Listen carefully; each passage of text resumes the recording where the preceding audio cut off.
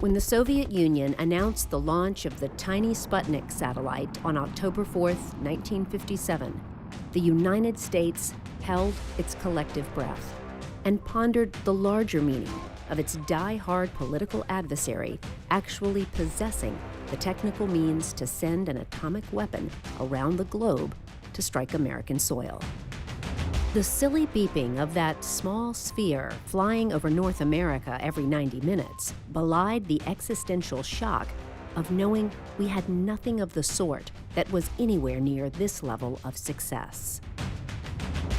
Many Americans today still remember looking up in the night sky and seeing that single white star moving across the zenith with improbable velocity. And it was a Russian star, a communist star, and its very existence mocked America to its core. Project Mercury was announced 1 year after the Sputnik launch, on October 7, 1958. NASA Administrator Dr. T. Keith Glennon approved the project by saying, quote, "Let's get on with it," end quote, underlining the high risk and potentially high payoff of the ensuing space race with the Soviet Union. NASA's initial focus on simply getting American astronauts into space shifted less than 2 years later into studying the feasibility of actually sending men to the moon. Concept development for Project Apollo was announced to the aerospace industry in July of 1960, and a year later, President Kennedy made his dramatic speech to Congress, of landing a man on the moon and returning him safely to the Earth, setting the goal of putting Americans onto the moon and bringing them back safely before the decade was out, what we know today as Project Apollo. When President Kennedy pledged to put a man on the moon, NASA had barely put a man into orbit. While Kennedy would never see that day, the world did. Apollo 8 was the first crewed mission to orbit the moon, 10 times in fact. But now, the stakes were higher. Attempting to land on the moon, walk the surface, and return to Earth seemed like a fantasy. In reality, Apollo 11 was poised to make history. Neil Armstrong, Buzz Aldrin, and Michael Collins were ready, strapped inside their capsule atop the mighty Saturn V, a 3-stage rocket standing at 363 feet, 60 feet taller than the Statue of Liberty. Its first stage, capable of producing 7.5 million pounds of thrust, burning 40,000 pounds of fuel every second for 2 minutes, until a second and third stage pushed them into orbit. In fact, the Saturn V burned more fuel in 1 second than Charles Lindbergh used to cross the Atlantic. His plane, the Spirit of St. Louis, used only 450 gallons of fuel. I'm going to step off the limb now. With Commander Neil Armstrong's famous words in the history books, the United States started a love affair with the moon and the heavens beyond Earth's orbit that continues to this day. NASA is currently preparing to return to the moon and establish sustainable lunar exploration, first by sending instruments and hardware, followed by astronauts. But before engineers were ever dreaming of rovers on Mars and flight beyond the gravity of Earth, 2 brothers were dreaming of just flying in their own backyard. The story of NASA Langley and its achievements in space travel ultimately began in Dayton, Ohio, almost 140 years ago. Before Orville and Wilbur Wright achieved the first powered, sustained, and controlled airplane flight in 1903, they were given a gift from their father, a small model helicopter designed by French aviation pioneer Alphonse Pinot. It was made of cork, bamboo, and paper. Powered by a rubber band that twirled its blades, the model took flight only for a moment, but captured the boys' imaginations for a lifetime and fostered a love for aeronautics and flight. After a successful printing business and thriving bicycle company, Wilbur wrote to the Smithsonian Institute and the Weather Bureau for information and advice regarding theories of flight and aeronautics. In the back of their booming bike shop, they began to construct their own gliders. Orville also became an avid bird watcher and would later say, quote, "Learning the secret of flight from a bird was a good deal like learning the secret of magic from a magician," end quote. Indeed, they designed and flew 3 gliders between 1900 and 1903 on the windy dunes of Kitty Hawk, North Carolina, testing their theories and designs. On a cold December morning in 1903, with little fanfare, Orville Wright took flight for only 12 seconds in his flyer and changed the world forever. 240 miles north of Kitty Hawk, a few days before Orville's successful flight, Samuel P. Langley was attempting manned-powered flight with his new aerodrome after he had successfully launched 2 unmanned steam-powered flyers a few years earlier. Langley hired Charles M. Manley as his engineer and test pilot. Shortly after launch, it promptly fell into the Potomac River.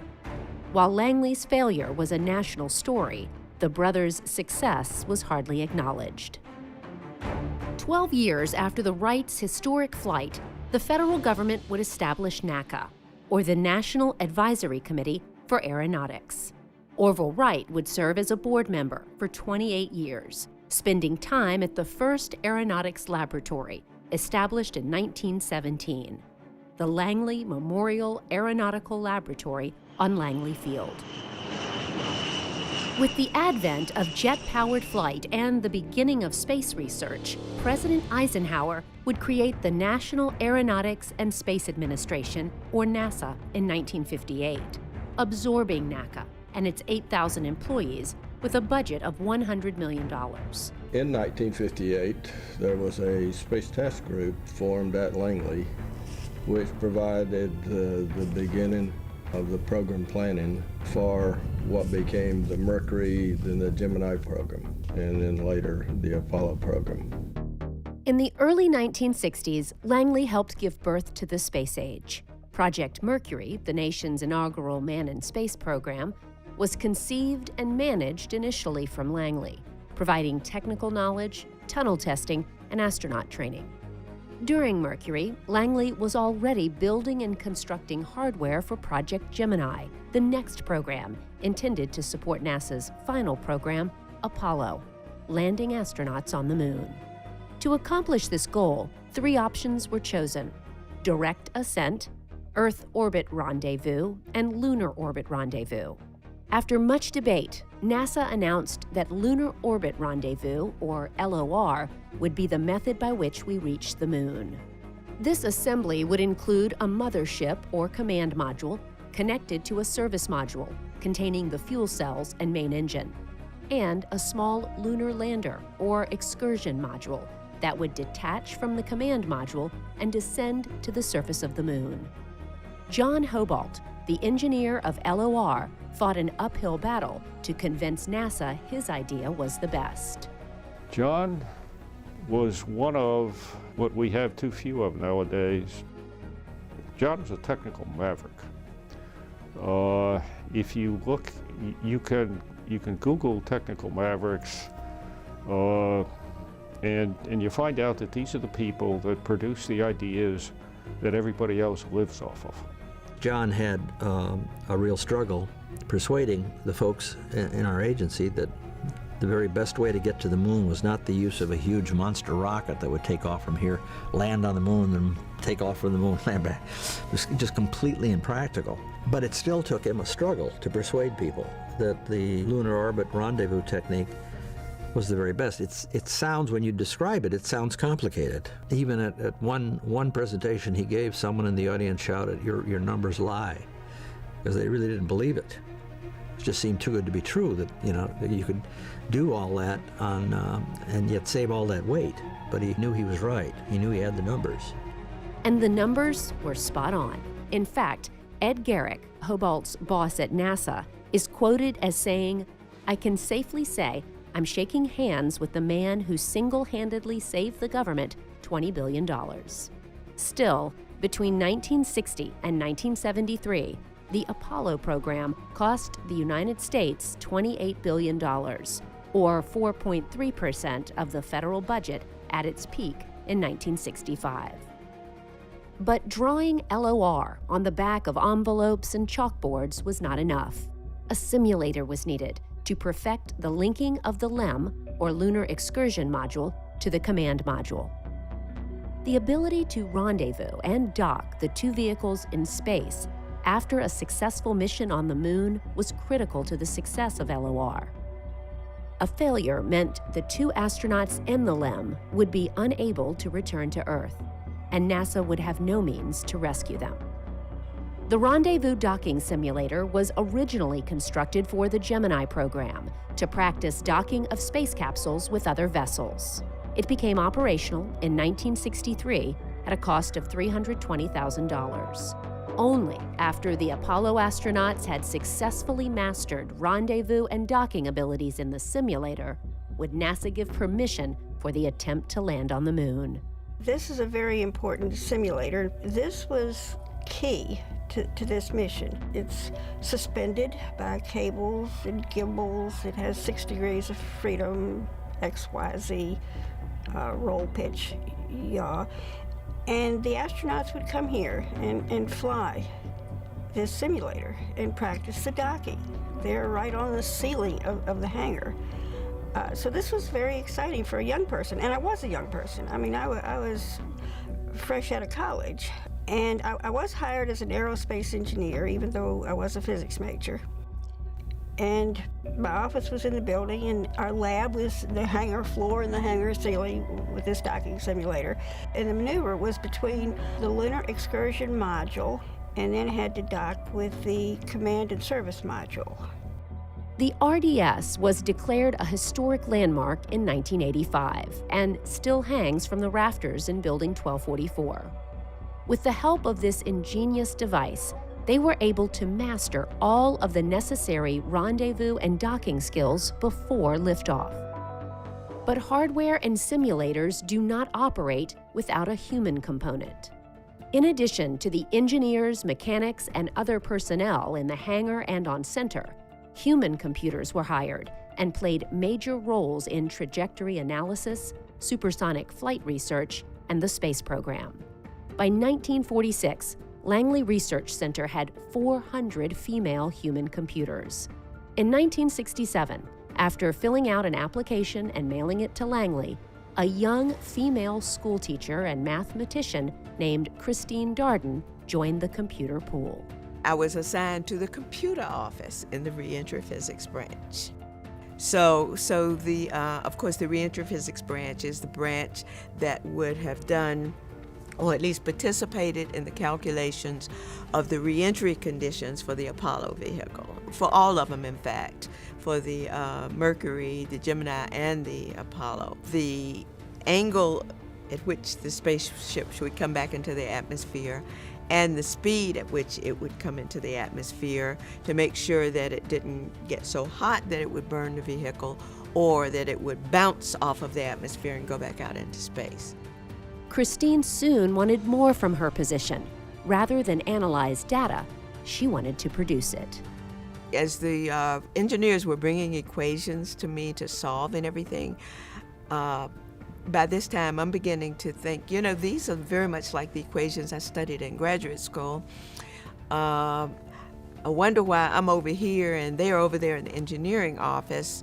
And I said, but I guess it's because they have engineering degrees. And somebody said to me, no, there are 2 or 3 of those guys over there have math degrees. I said, is that right? So I said, then I'm going to go and ask about transferring. So I went to my immediate supervisor and asked about transferring to the engineering section, and I was told no, that wasn't possible. Because all the women pretty much were put into the computer offices, yeah. After a few weeks, I said, I'm going to a higher level supervisor and ask. And I also said, if I get fired, I'll go teach. I called the director, who is several levels up, and went in and said, well, I'd like to just ask you a question. I said, I'd like to know why a male and a female coming here with pretty much the same background are put in such different jobs when they get here. I said, the male is put into the engineering section. The female is being put into a computer section. She doesn't do any research. She doesn't give any talks. and she doesn't get promoted. So he looked at me and he says, you know, nobody's ever asked me that question before. And I says, well, I'm asking it now. Her tenacity and persistence paid off. Her supervisor transferred her to the engineering department, where she was one of just a few female aerospace engineers at NASA Langley at that time. Darden earned her PhD in 1983 and was referred to as a preeminent expert on supersonic flight and the reduction of sonic booms. She worked as a manager and advanced to become the first African-American woman at Langley to be promoted into the Senior Executive Service, the top rank in the Federal Civil Service. She was awarded the Congressional Gold Medal in 2019. Christine has had many advocates during her career at Langley, one of whom was Mary Jackson, NASA's first Black female aerospace engineer in 1958. Mary, along with Dorothy Vaughan, NASA's first Black supervisor of the West Area Computers, and Katherine Johnson were the subjects in the film Hidden Figures in 2016, a biographical drama loosely based on the nonfiction book of the same name about Black female mathematicians working at NASA. These women overcame racial discrimination and segregation, playing crucial roles in the early space program. Johnson, also a computer, was temporarily assigned to an all-male research team in 1962 and quickly earned the respect of her bosses and colleagues with her knowledge of analytical geometry. Katherine Johnson was actually our room mother my freshman year at Hampton University. Her daughter is my classmate. Dorothy Vaughan's son was my classmate, and Mary Jackson's niece was my classmate. So I am in that generation rather than the movie generation. All of us were on the corner when John Glenn did that orbital flight. We were all on the corner at Hampton University watching the parade of John Glenn. We were seniors in college then. During spaceflight testing, astronauts were cautious of putting their lives in the care of electronic calculating machines. As part of the pre-flight checklist, John Glenn asked engineers to, quote, get the girl, referring to Katherine Johnson, to run the same numbers programmed into the computer, but by hand, in pencil. Katherine Johnson recalls Glenn saying, quote, if she says they're good, then I'm ready to go, end quote. Glenn's flight was a success and marked a turning point in the competition between the United States and the Soviet Union in space. In 2015, at age 97, Katherine Johnson was awarded the Presidential Medal of Freedom by then-President Obama. This award is America's highest civilian honor. My problem was to answer questions, and I did that to the best of my ability at all times. Correct or incorrect, but that's my theory. Like what you're doing, then you will do your best. If you don't like it, shame on you. While NASA Langley's researchers and engineers calculated, tested, and pondered the overall success of the Apollo mission, NASA knew nothing mattered if astronauts couldn't stick the landing on the moon and return home. The final element of John Hobalt's concept needed to be tested.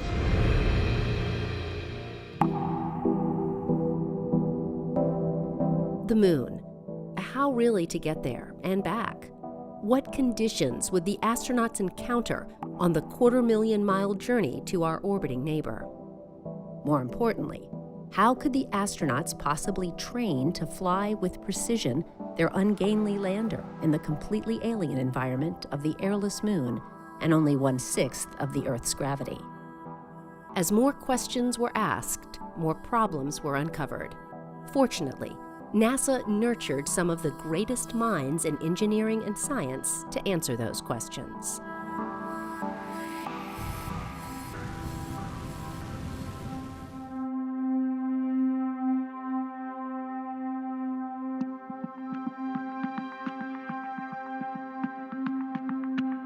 Towering over 200 feet above the southwest corner of the NASA Langley facility in Hampton, Virginia, NASA's once decommissioned Lunar Lander Research Facility is being put to use again as a dynamic test bed for the next generation of American spacecraft.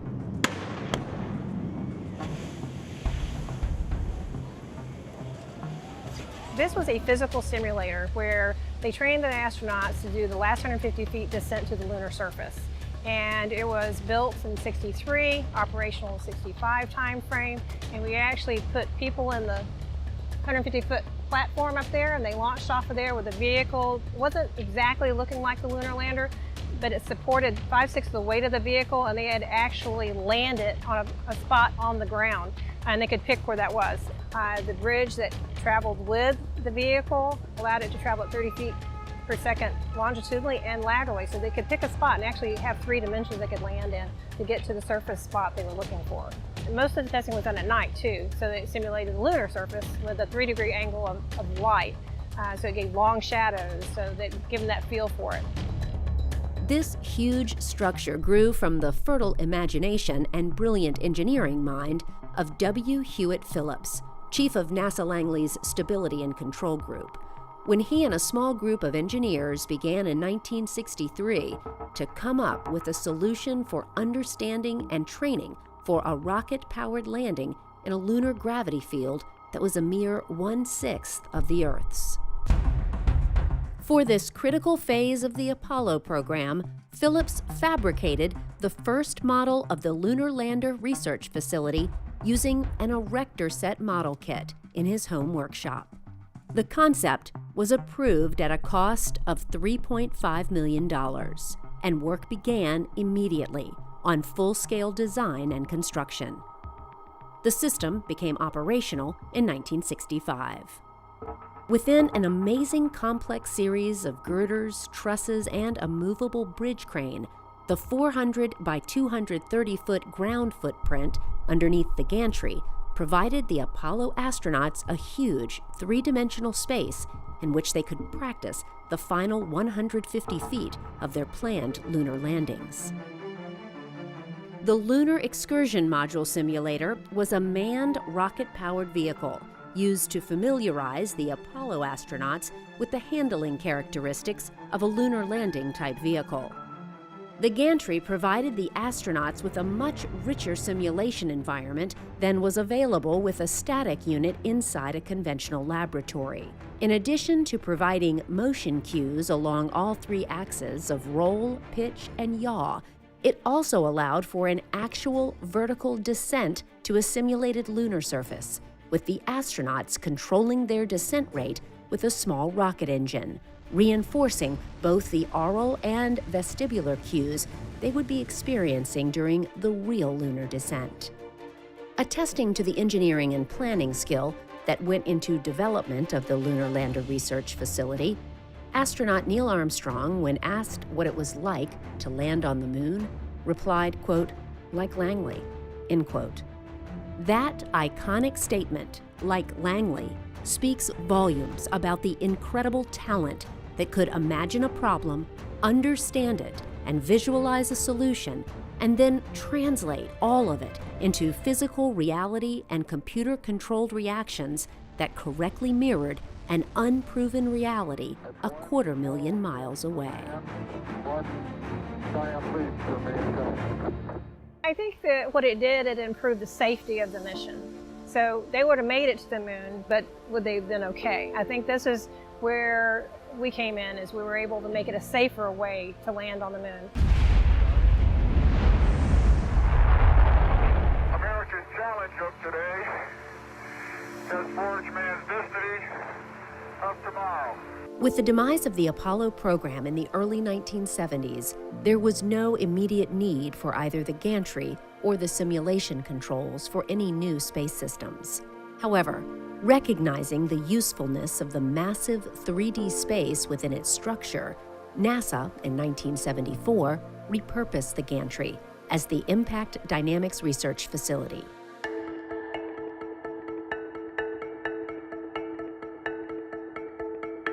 As the name implies, the structure was used to hoist airplanes to varying heights and attitudes, at which point they were dropped to study the structural dynamics of a crash.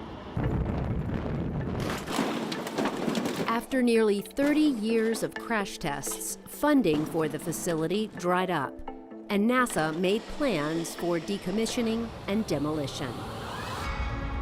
But in 2003, a revived NASA crew vehicle program, Constellation, and potential Mars missions necessitated reconfiguring the venerable structure again into a landing impact research facility, reverting to many of the functions and modes of the original Apollo research. Of particular interest was providing a pool suitable for water landing tests of the Constellation and other commercial crew vehicles, recalling the dramatic early days of America's manned space programs. Today, the complex is in high demand from NASA and various commercial companies who see the need for future development of aeronautical and space exploration systems to take humans far into the cosmos.